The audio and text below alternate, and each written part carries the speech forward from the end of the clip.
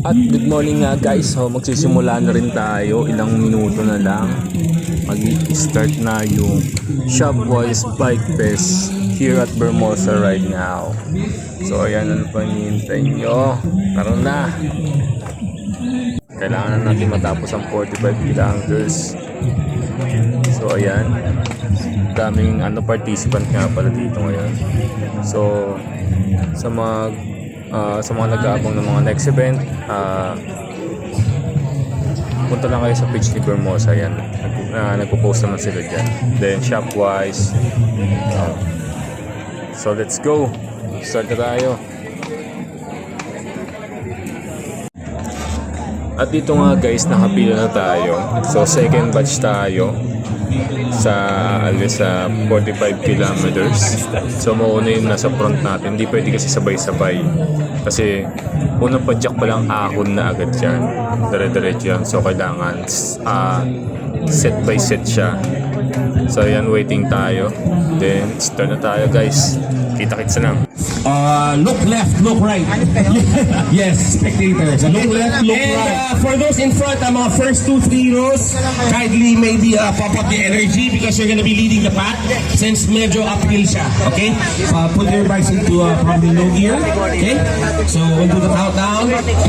In 10, 9, 8, 7, 6, 5, 4, 3, 2, and go!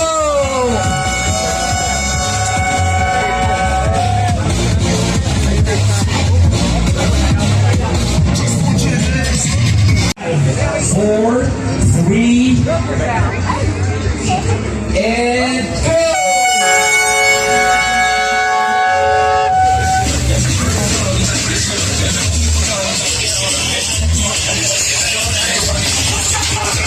All right. We move on in. All couple riders, good morning. Commissioner Dickie Bachman, good morning. Good morning, guys. So 45. May tayo magkuntuan. Mag-labs muna ako. Parang pwede yung pagaga. We are now at the second lap guys. 1 lap and half na lang. Matapos na natin 45 kilometers.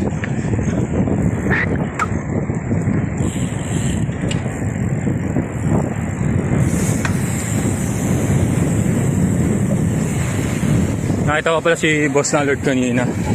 Magpa-picture lang ako doon, napag-video kasi malapit na mag-gun start. So pahinga ako ngayon sa downhill. Then paspas tayo. Kailangan ko ng 3 minutes. Tapos paspas tayo para mabot natin na walang segundo. Sige na, meron. So last na to. Pagbaba natin, finish line na tayo. Natin dulo.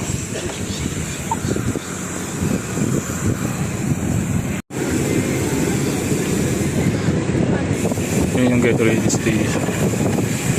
Kasi pinakalo.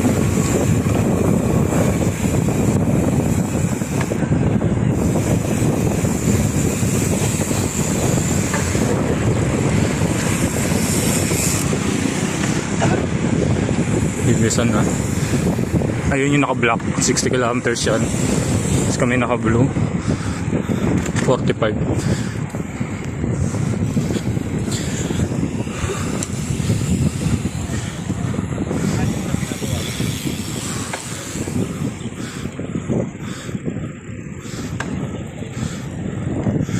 Yung pinaka-in.